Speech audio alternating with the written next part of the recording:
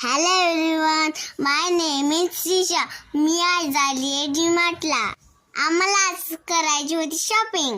किचनचं सर्व सामान घेतलं आणि आम्ही गेलो फर्स्ट फ्लोअरला. जाता जाता मी अशी पोहोचली. तिथं खूप छान बॉटल्स होत्या. सर्व बॉटल बघितल्या. मला त्यातली एक पण नाही आवडली, कारण मला पाहिजे होती पिंक कलरची बॉटल. बॉटल ठेवून आम्ही पुढे गेलो. तिथे एक मला चेअर भेटली.